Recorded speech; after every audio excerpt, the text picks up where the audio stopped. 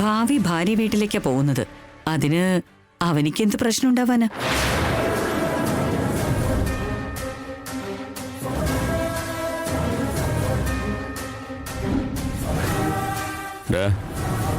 നാളത്തേക്ക് റെഡി ആയിട്ടിരിക്കുക. എന്തെങ്കിലും പറഞ്ഞ് രക്ഷപ്പെടാനും നോക്കിയേക്കരുത്. വരുവേദ.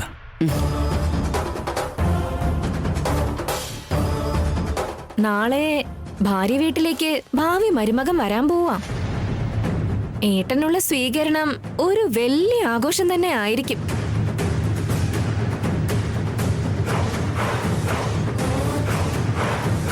വേനൽക്കാലത്തെ തവളെ പോലെ അവന്റെ മുഖം അങ്ങനെ നിൽക്കുന്ന കണ്ടില്ലേ? ഇതെല്ലാം നിന്റെ പ്ലാനാ അല്ലേ? യെസ് ചേച്ചി. 10 ദിവസം ശ്രീകരേട്ടൻ അടുത്തില്ലെങ്കിൽ ആ ആവൻ ഇവിടെ കിടന്ന് ഒരുപാട് കഷ്ടപ്പെടും.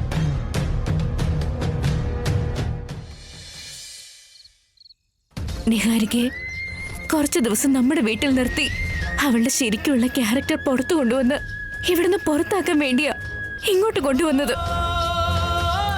എന്നിട്ടിപ്പോ നിങ്ങൾ ആ വീട്ടിലേക്ക് പോകേണ്ട ഒരു അവസ്ഥ ഉണ്ടാകുമെന്ന് ഞാൻ സ്വപ്നത്തിൽ പോലും പ്രതീക്ഷിച്ചില്ല. എല്ലാം ഇങ്ങനെ തകിടം മറിയുമെന്ന് ഞാനും പ്രതീക്ഷിച്ചില്ലടോ. നിങ്ങൾക്ക് പോകാതെ വഴിയില്ലേ? അമ്മയെ അച്ഛനെ എതിർക്കാൻ എനിക്ക് പറ്റില്ലടോ. മാത്രമല്ല, ഒരു പെൺകുട്ടിക്ക് ഇവിടെ വന്ന് നിൽക്കാമെങ്കിൽ ഒരു ആൺകുട്ടിക്ക് അവിടെ വന്ന് നിൽക്കാൻ പറ്റില്ല എന്ന് അവരുടെ പാരന്റ്സ് വെച്ചപ്പോ നിഹാരികയുടെ അച്ഛനും അമ്മയും അങ്ങനെ പറഞ്ഞത് കേട്ട് എനിക്ക് ഉത്തരം മുട്ടിയടോ. അതുകൊണ്ടാ എതിർത്തൊന്നും പറയാതിരുന്നത്. നമ്മുടെ കല്യാണം കഴിഞ്ഞ ഒന്നോട്ട് ഒരു ദിവസം പോലും നമ്മൾ മാറി നിന്നിട്ടില്ല. ഇപ്പൊ നിങ്ങള് 10 ദിവസം എന്റെ അടുത്ത് കാണില്ല എന്ന് ആലോചിക്കുമ്പോ തന്നെ വലിയ വിഷമം തോന്നുന്നുണ്ട് ഏട്ടാ. രക്ഷപ്പെടാൻ ഒരു മാർഗവും ഞാൻ കാണുന്നില്ല.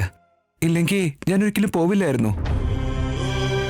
നിങ്ങൾ എന്റെ മുന്നിലുണ്ടെങ്കിൽ എന്ത് പ്രശ്നം വന്നാലും എനിക്ക് നേരിടാൻ കഴിയും. ഇപ്പൊ ഒന്ന് വിളിച്ചാൽ പോലും കിട്ടാത്ത ദൂരത്തേക്ക് നിങ്ങൾ പോകുമ്പോ എങ്ങനെയാട്ടോ? സത്യം എന്താണെന്ന് വിളിച്ചു പറയാനാവാതെ മാസങ്ങളാ കടന്നു പോയത്. മരുമകളാണെന്ന് അംഗീകാരം ലഭിക്കാതെ ആഘോഷങ്ങൾ കടന്നുപോയി. ഒരൽപ്പം കരുണ കാണിക്കാതെ കാലവും ഓടിപ്പോവുകയാണ്. നമ്മളിപ്പോഴും നല്ലത് സംഭവിക്കുന്ന സമയവും കാത്തിരിക്കുന്നു. താലി ഇവരെ കാണിക്കണമെന്നുള്ള ആഗ്രഹത്തെക്കാൾ താലി ആരും കാണരുതെന്നുള്ള ഭയം വർദ്ധിച്ചുകൊണ്ടിരിക്കുക. ഇതാണോ ഏട്ടൻ നമ്മൾ ആഗ്രഹിച്ച സുന്ദരമായ ഭാവി? ഇതാണോ നമ്മൾ സ്വപ്നം കണ്ട ജീവിതം? കൺമുന്നില് എല്ലാ വഴികളും അടഞ്ഞതുപോലെയാ തോന്നുന്നത്. ദിക്കും ദിശയും അറിയാതെ വഴി തെറ്റി ഇരുട്ടിലേക്ക് വീണുകൊണ്ടിരിക്കേട്ട. ഒരു വഴിയില്ലാത്തതുകൊണ്ട് നിങ്ങളിപ്പോ ആ വീട്ടിൽ നിൽക്കാൻ പോകുന്നതും. നിങ്ങൾ വരുമ്പോഴേക്കും എനിക്കെന്തെങ്കിലും സംഭവിച്ച, എനിക്കെന്തെങ്കിലും പ്രശ്നമുണ്ടായ എന്റെ അവസ്ഥ എന്താ? ഞാൻ ആരോട് എന്റെ വിഷമം പറയും? എന്നെ ആര് സംരക്ഷിക്കും ഏട്ടാ?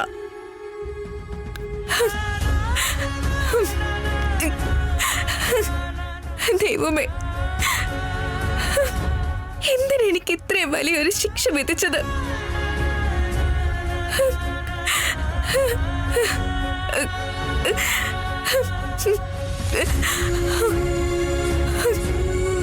ഞാൻ എവിടെയായാലും എന്റെ മനസ്സെപ്പോഴും തന്റെ കൂടെ ആയിരിക്കും. ഞാൻ എത്ര അകലെയാണെങ്കിലും തനിക്കൊരു ബുദ്ധിമുട്ടും വരാതെ കണ്ണിലെ കൃഷ്ണമണി പോലെ ഞാൻ കാക്കും.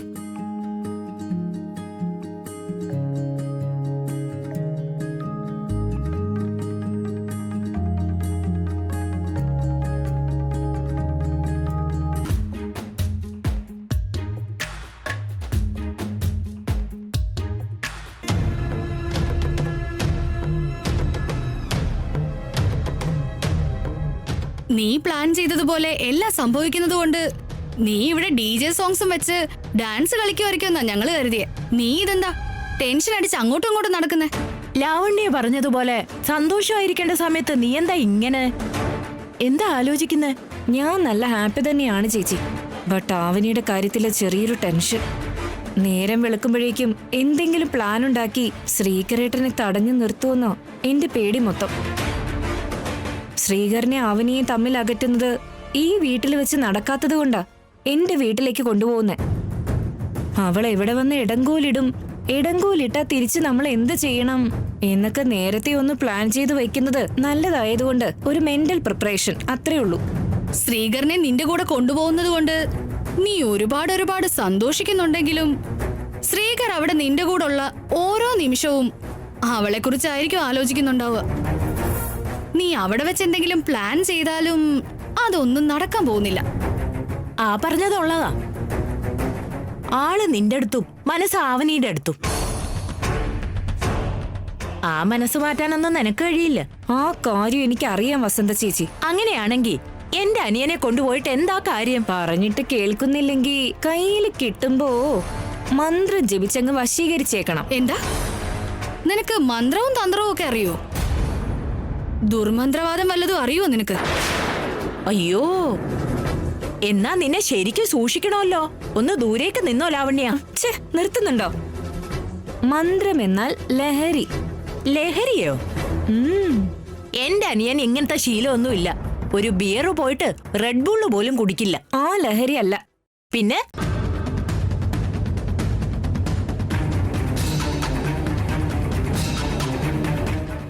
ഈ ലഹരി.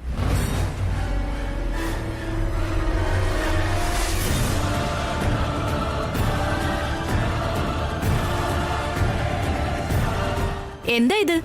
ബോധം കെടുത്തുന്ന മരുന്നെന്തെങ്കിലും ആണോ? ഇന്ന് സത്യത്തിൽ നിങ്ങളും ഞാനും കംപ്ലീറ്റ്ലി സിങ്ക് ഔട്ട് ആയിട്ട് കിടക്കുക.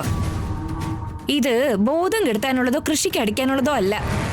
Powerful liquid. ഇതിന് ഭയങ്കര കിക്കായിരിക്കും. ഇത് കുടിച്ചാ ഡീപ്പായിട്ടുള്ള മയക്കത്തിലേക്ക് അങ്ങ് വീണുപോകും. എനിക്കൊറ്റയ്ക്ക് കിട്ടുന്നൊരു സമയത്ത് ഇത് ഉപയോഗിക്കാലോ എന്ന് കരുതി വരുത്തിച്ചതാ. ഇത് നീ എന്താ ചെയ്യാ? എന്താ ചേച്ചി നിങ്ങളൊന്നും അറിയാത്ത പോലെ? ഇതൊക്കെ ഇവിടെ ആദ്യമായിട്ടാ. ഞങ്ങൾക്ക് ഇതിനെ കുറിച്ചൊന്നും അറിയില്ല. അതുകൊണ്ടാ ഞങ്ങൾ ചോദിച്ചേ. നല്ല നേരം നോക്കി ശ്രീകരേട്ടനെ കൊണ്ടിത് കുടിപ്പിക്കും. അവൻ മയക്കത്തിലേക്ക് വീണതിന് ശേഷം അവനെ ഞാൻ എന്റെ സ്വന്തമാക്കും. ഐ മീൻ കമ്മിറ്റ് ആകുമെന്ന്.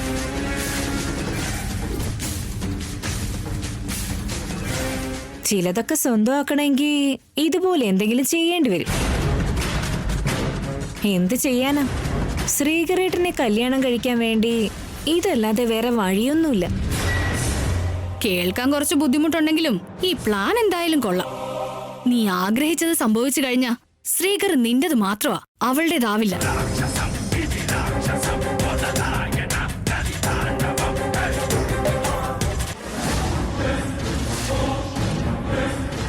തീർച്ചയായിട്ടും അത് സംഭവിച്ചിരിക്കും ചേച്ചി.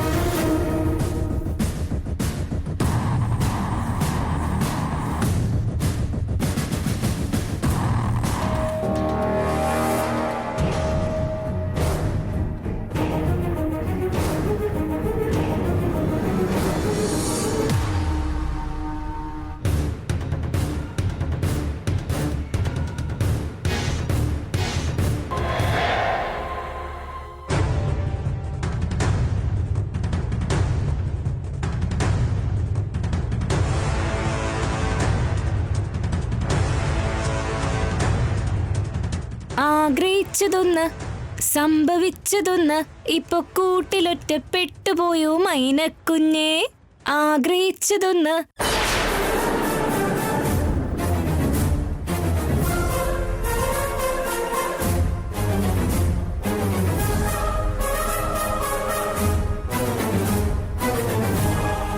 ശ്രീകരേട്ടൻ കെട്ടിത്തന്ന ഈ താലി പുറത്ത് കാണിക്കാനാവാത്ത ഒരു അലങ്കാര വസ്തുവായി മാറി. എനിക്ക് ദുഃഖങ്ങൾ മാത്രമാണ് തരുന്നത്. ദുഷ്ടചിന്തകളുമായി ഇങ്ങോട്ട് കയറി വന്ന നിഹാരിക പക്ഷെ സന്തോഷത്തോടെ ഇരിക്കുന്നു. എന്റെ ജീവിതം എന്താ ഇങ്ങനെയായി പോയത്?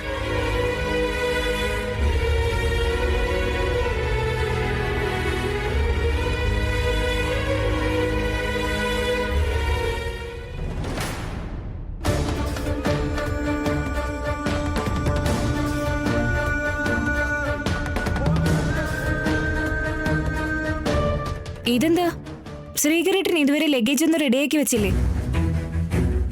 നിഹാരിക, എന്താ ഏട്ടാ? നമുക്ക് പിന്നൊരിക്കൽ വീട്ടിലേക്ക് പോയാൽ പോരെ? പിന്നൊരിക്കൽ തീർച്ചയായും കൊണ്ടുപോവാം. ആ, അതെന്താ ഏട്ടൻ അങ്ങനെ പറയുന്നേ? എനിക്ക് മെന്റലി ഒന്ന് പ്രിപ്പയർ ആവാൻ വേണ്ടിയിട്ടായിരുന്നു. അതൊന്നും നടക്കില്ല. വെറുതെ എന്നെ ഡിസപ്പോയിന്റ് ചെയ്യല്ലേ ഏട്ടാ. ആ, ഏട്ടന്റെ ഡ്രസ്സൊക്കെ ഞാൻ എടുത്തു വെച്ചോളാം.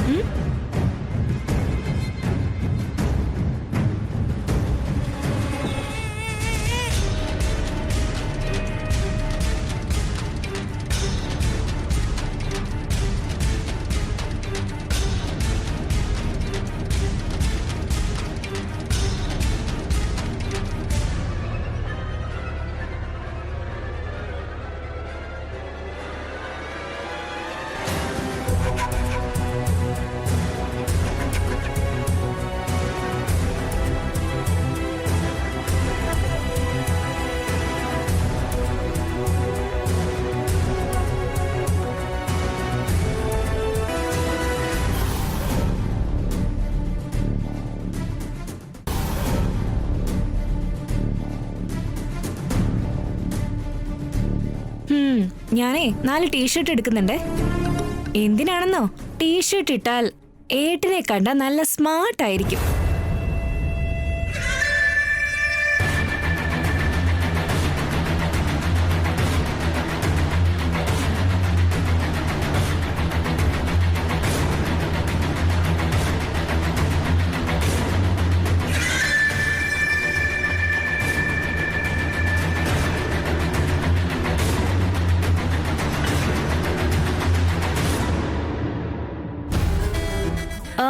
പിന്നെ വേറെന്തൊക്കെയാ എടുത്തു വെക്കണ്ടേ?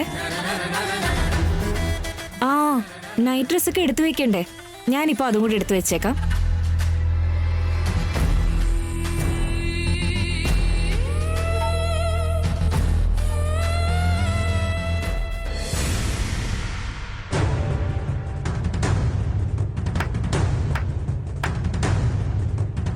അപ്പോ ഏട്ടന്റെ ലഗേജ് റെഡി ആയിട്ടുണ്ട്. എന്നാ ഏട്ടൻ പുറത്തേക്ക് വാ. ഞാനും എന്റെ ലഗേജ് എടുത്തിട്ട് പുറത്തേക്ക് വരാം.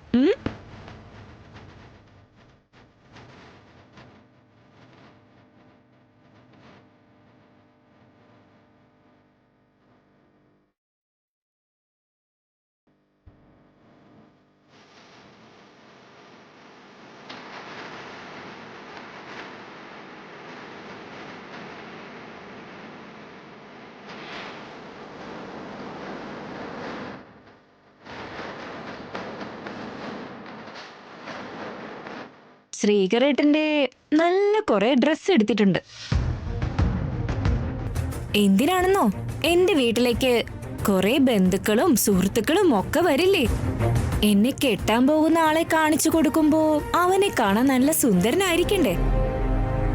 നിന്റെ മനസ്സിൽ ഒരു തീക്കട്ട വീണ് പൊള്ളുന്നത് പോലെ തോന്നുന്നുണ്ടല്ലേ? എനിക്ക് നിന്നേക്കാൾ കൂടുതൽ പൊള്ളിയിട്ടുണ്ട്. നിങ്ങൾക്ക് രണ്ടാൾക്കും ഇടയിൽ ഒരു ഗ്യാപ്പ് ക്രിയേറ്റ് ചെയ്യാൻ വേണ്ടി ഒരുപാട് ഞാൻ ട്രൈ ചെയ്തു. നിങ്ങള് കൂടുതൽ അടുത്തുകൊണ്ടേയിരുന്നു. ഇനി എനിക്ക് അതിനുവേണ്ടി ശ്രമിക്കേണ്ട ആവശ്യമേ വരുന്നില്ല.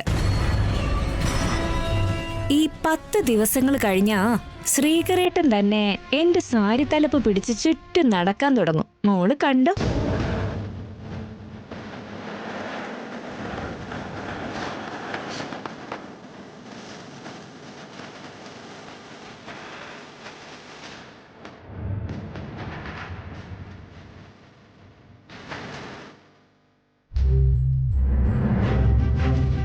നിഹാരിക, ദുർമുഹൂർത്തം തുടങ്ങുന്നതിന് മുമ്പ് പെട്ടെന്ന് വാ മോളെ.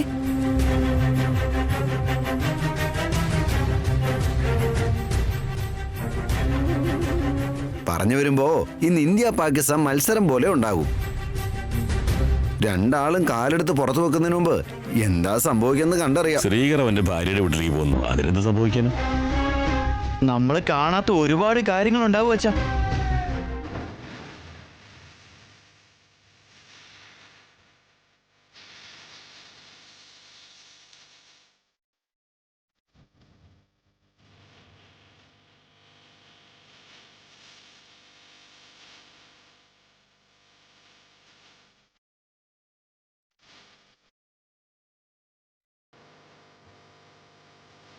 ഞങ്ങളുടെ രണ്ടാളുടെ ലഗേജ് ഇതിൽ വച്ചിട്ടുണ്ടമ്മേ.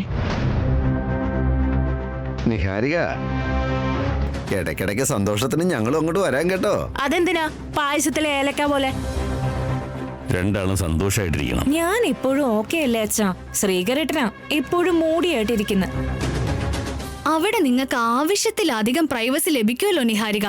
ഒക്കെ ശരിയാവുന്നേ. നിങ്ങളുടെ സ്വകാര്യതയുടെ ഇടയിലേക്ക് വരുന്ന ആൾക്കാരൊന്നും അവിടെ കാണില്ലല്ലോ. മുഹൂർത്തായിട്ടുണ്ട്, ഇറങ്ങാൻ നോക്ക്. ശ്രീ, നിഹാരികയോട് നന്നായി പെരുമാറണം കേട്ടല്ലോ. എന്റെ മനസ്സിൽ തോന്നുന്ന പോലെ പ്രവർത്തിക്കുമേ. ആർട്ടിഫിഷ്യലായിട്ട് നിൽക്കാൻ പറ്റില്ല. മനസ്സുകളെ വിജയിക്കുന്നത് അത്ര കണ്ട് എളുപ്പമല്ല ആന്റി. മുകളിലുള്ള ആളെ എഴുതി വെച്ച ബന്ധങ്ങളിലേ അത് സംഭവിക്കും. അതായത് ഞാൻ ഉദ്ദേശിച്ചതേ ശ്രീകർ സാറിനെയും നിഹാരിക്കനെയും ഉദ്ദേശിച്ച് പറഞ്ഞതല്ല, ജനറലായിട്ട് പറഞ്ഞതാ. മുകളിലുള്ളവൻ എഴുതി വെച്ചത് കൊണ്ടല്ലേ രണ്ടുപേരുടെയും നിശ്ചയം കഴിഞ്ഞത്. പിന്നെ അല്ല, ആവണി ശരിക്കും മെച്ചൂരിറ്റി ഇല്ലാതെ സംസാരിക്കുന്നത്. ഞാൻ എല്ലാം പോസിറ്റീവായിട്ടേ എടുക്കാറുള്ളൂ പൃഥ്വിരാജ് ചേട്ടാ. ആവനി പറഞ്ഞത് ആശീർവാദമായിട്ട് ഞാൻ കരുതിക്കോളാം. ആ, എന്തൊക്കെ പറഞ്ഞാലും ദേവാലയം പോലുള്ള ഈ വീടിനെ വിട്ടു പോണെന്ന് പറയുമ്പോ വിഷമമുണ്ട്.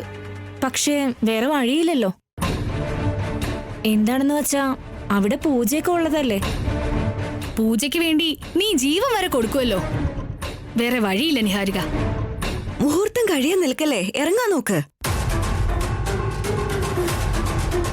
ഞാൻ ആഗ്രഹിച്ചതൊക്കെ നടക്കാൻ വേണ്ടി എന്നെ ആശീർവദിക്കണം അമ്മേ.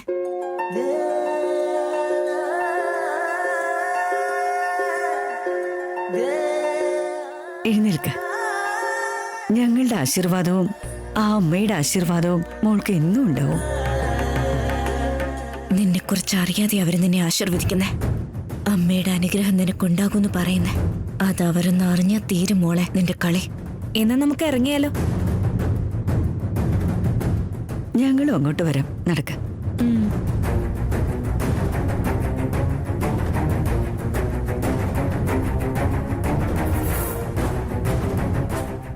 എന്തു പറ്റി മോളെ? ആവണിയോട് എന്തെങ്കിലും പറയാൻ മറന്നുപോയോ? അതെ അമ്മേ, എനിക്കൊരു ചെറിയ ആഗ്രഹം. പറ മോളെ. ഞാൻ ചോദിച്ചപ്പോഴേക്കും ശ്രീകരേട്ടനെ എന്നോടൊപ്പം ആദ്യമായിട്ട് വീട്ടിലേക്ക് പറഞ്ഞയക്കാം. അവിടെയെല്ലാം നല്ലതുപോലെ സംഭവിക്കണമെങ്കിൽ ആവനി ഞങ്ങളുടെ എതിരെ വന്നാ നന്നായിരിക്കും.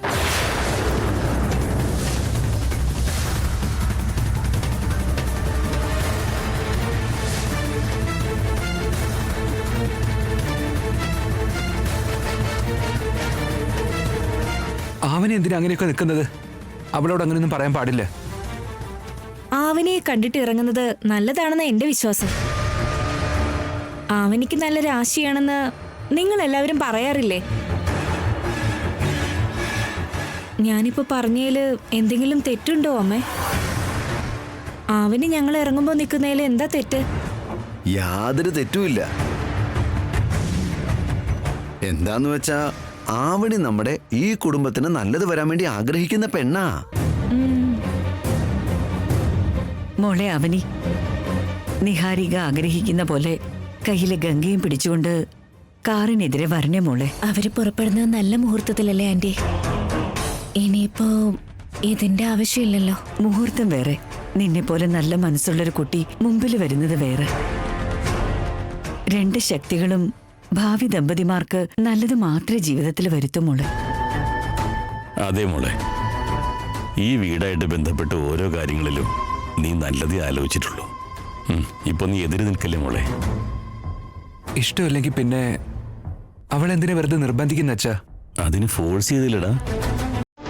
ആവിനി ഈ വീടിന് വേണ്ടി എന്തൊക്കെ ചെയ്തിട്ടുണ്ട്.